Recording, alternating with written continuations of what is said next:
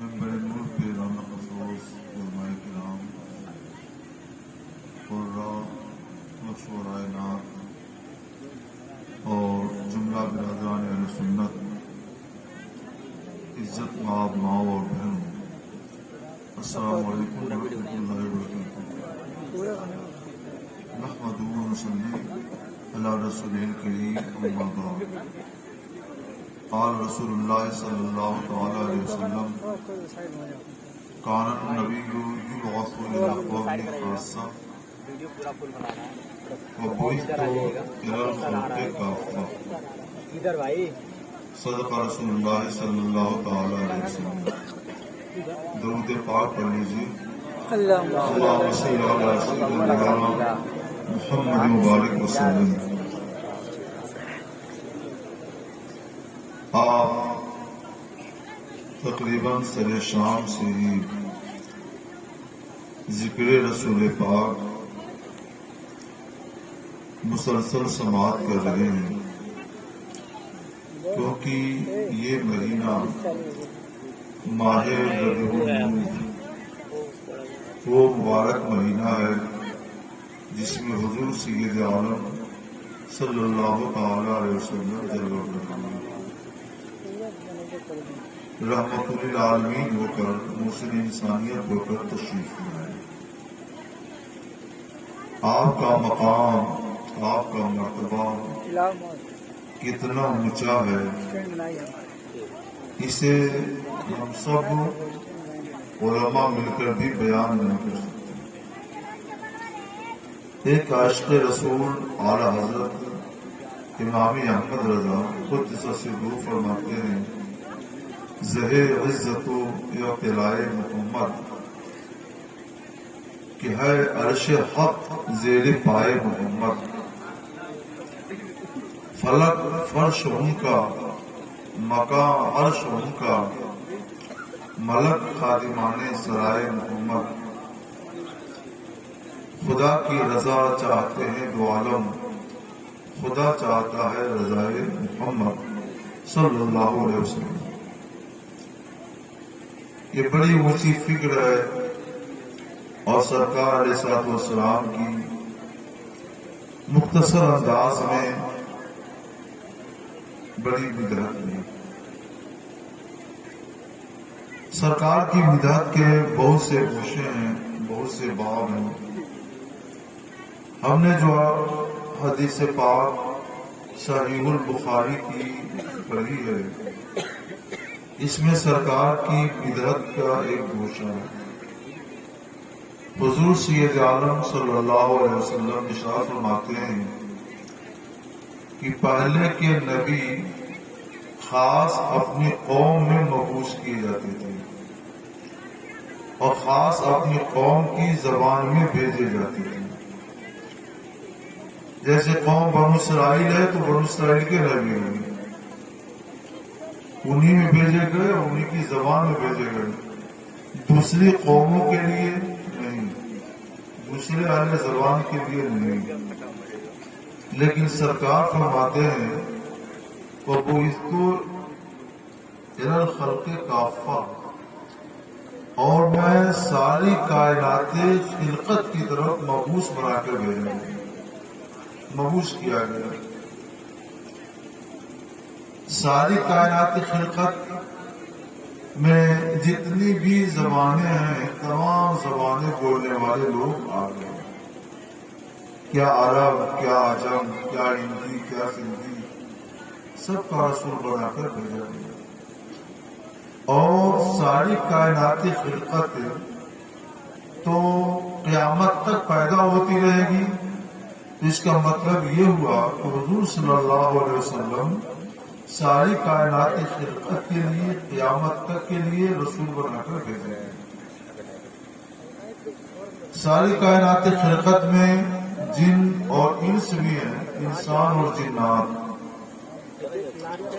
اور دوسری چیزیں بھی ہیں جیسے زمین ہے، آسمان ہے، چاند ہے، سورج ہے، شجر ہے، حجر ہے، یہ بھی 18,000 مخلوقات ہیں۔ تو کچھ لوگوں نے یہاں کلام کیا کہ رسول اللہ صلی اللہ علیہ وسلم جن و انس کے رسول ہیں یہ سمجھ میں آتا ہے، لیکن ساری کائنات خلقت 18,000 مخلوقات کے لیے رسول بنا کر بھیجے گئے، وہ مخلوقات جن کے پاس عقل نہیں، فہم نہیں، شعور نہیں، اس کا کیا حاصل، اس کا کیا فائدہ؟ تو اس کا فائدہ ہے، رسالت دو طرح کی ہوتی ہے، رسالت تکلیفی اور رسالت تشریفی۔ تکلیفی یہ ہے کہ لوگوں کو حکم دیا جائے کہ تم نماز پڑھو، روزے رکھو، حج کرو، زکوٰۃ دو، حرام اور گناہ کاموں سے بچو، شراب نوشی سے بچو وغیرہ وغیرہ۔ تو یہ رسالت تکلیفی جن اور انس کے لیے ہے، اور رسالت تشریفی کا مطلب یہ ہوتا ہے کہ دوسرے لوگوں کو بھی شرف بخشا جائے وہ رسول اللہ کے امتی ہیں۔ یہ شرف عطا کرنے کے لیے اللہ تعالیٰ نے سب کا رسول بنایا، تاکہ ہر ایک کو یہ فخر ہو کہ وہ رسول اللہ کا امتی ہے صلی اللہ علیہ وسلم۔ جیسے پانی سب ایک سا ہے، کیا یہاں کا پانی اور کیا مکہ شریف کا آب زمزم؟ دیکھنے میں تو سب ایک طرح سے ہے، سب پیاس بجھاتا ہے، مگر مکہ شریف کا جو پانی ہے آب زمزم، اس کو نسبت حاصل ہے ایک نبی کی ایڑیوں سے، ایڑی مار رہے تھے پانی نکل رہا تھا، تو نبی کی ایڑیوں سے نسبت کی وجہ سے اس میں اتنی برکت آ گئی کہ چھوٹا سا کنواں اور پانی اتنا نکلا کہ جب سے نکل رہا ہے اور قیامت تک نکلتا رہے گا، کبھی ختم نہیں ہوگا۔ اس کا شرف اتنا کہ ہر پانی کے لیے حکم ہے کہ بیٹھ کر پیا جائے، اور اس پانی کے لیے حکم ہے کہ اس کی تعظیم کے لیے کھڑے ہو جاؤ، قبلہ کی طرف منہ کرو اور اس کے بعد بسم اللہ پڑھ کر پیو۔ یہ شرف اس کو کیوں ملا؟ نبی سے نسبت کی وجہ سے، یہ نسبت تشریفی ہے۔ ایک اور مثال سن لیجیے، بہت سی مثالیں ہیں۔ جوتا سب ایک طرح کا ہے، کیا ہمارا، کیا آپ کا، اور کیا آپ کے پیر صاحب کا، مگر پیر صاحب کا جوتا ہوتا ہے تو مریدین دوڑ پڑتے ہیں کہ اس کو اٹھا کر کسی عام جگہ پر، بلند جگہ پر محفوظ کر دیا ہے تاکہ کسی کا پاؤں اس کے اوپر نہ پڑے۔ کیا نسبت ہے صاحب؟ آپ کا جوتا 3,000 کا، پیر صاحب کا جوتا 500 کا، اس کی وہ قدر نہیں ہے جو قدر پیر صاحب کے جوتے کی ہے۔ اس کو نسبت حاصل ہے آپ کے پیر سے جو معظم ہے، اس لیے اس کا مرتبہ آپ کے جوتے سے بڑھ گیا۔ اور اگر کسی ولی اللہ کا جوتا ہو تو اور بڑھ جائے گا، صحابی کا جوتا ہو تو رتبہ اور بڑھے گا۔ یہ سب نسبت تشریفی ہے۔ اور اگر کسی خوش نصیب کو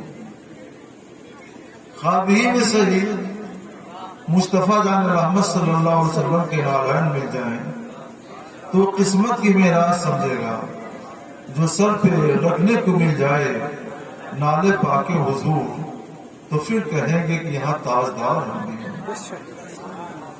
یہ نسبت یہ کا شرف ہے کہ جس نے جوتے کو اتنا اونچا مقام عطا کر دیا۔ بعثت الی الخلق کافہ، میں ساری کائنات خلقت کا رسول بنا کر بھیجا گیا۔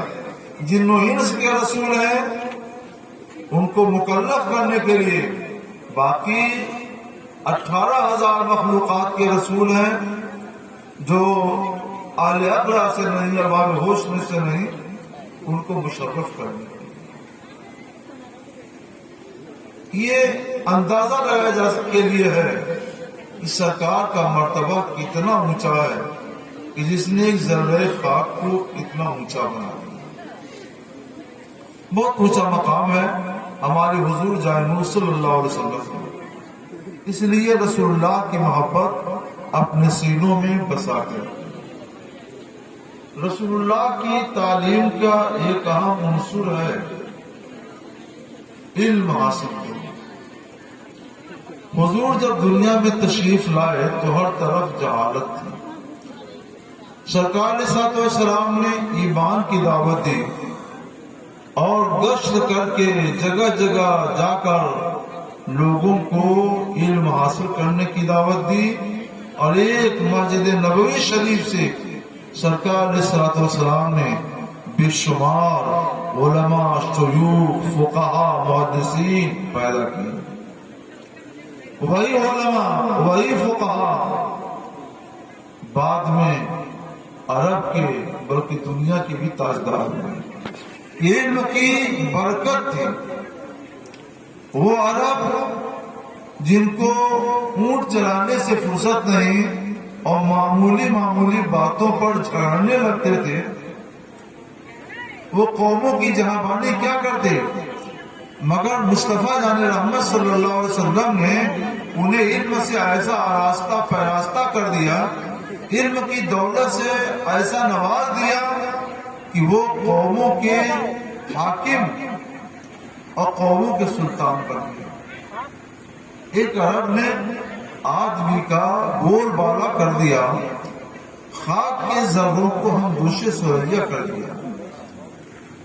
خود نہ تھے جو راہ پہ اوروں کے حالی بن گئے، کیا نظر تھی جس نے گرتوں کو مسیحا کر دیا۔ وہ ایک گرتی ہوئی قوم، ایک مردہ قوم علم کی بنیاد پر اٹھی اور ساری دنیا پہ چھا گئی۔ ان کی حکمرانی کے جھنڈے لہرانے لگے، اور وہی قوم جیسے جیسے علم سے دور ہوتی گئی، پستیوں میں، کھائیوں میں گرتی چلی گئی، اور آج ہمارا جو برا حال ہے وہ سب کے سامنے ہے۔ علم حاصل کرو، اپنے بچوں کو پڑھاؤ، عالم بناؤ۔ تیسری چیز، نکاح کو آپ لوگ بہت آسان کیجیے۔ شادی نکاح اس کو بہت آسان کیا جائے۔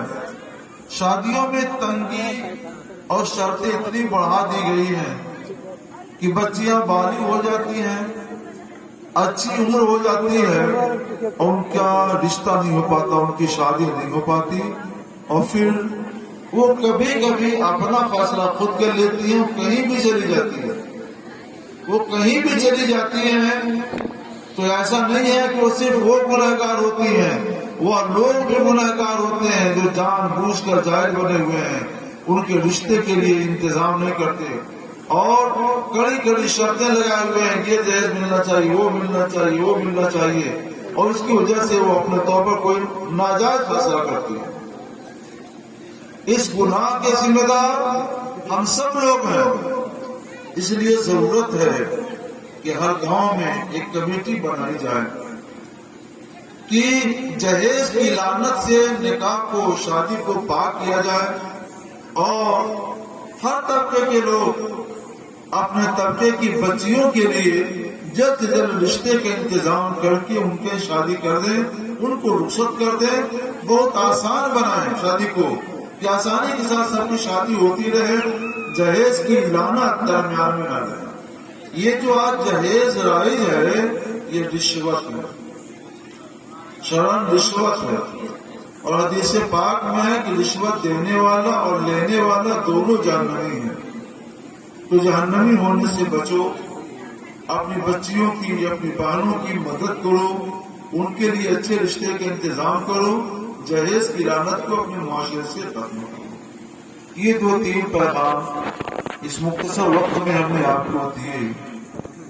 اللہ تعالیٰ آپ کو سب کو ان پر عمل کرنے کی توفیق عطا فرمائے۔ یہ جو 2-3 پیغامات ہیں مختصر، ان پر بھی آپ نے عمل کر لیا تو انشاءاللہ یہ دھرتی آج بھی جنت کا نمونہ بن سکتی ہے۔ وآخر دعوانا ان الحمد للہ۔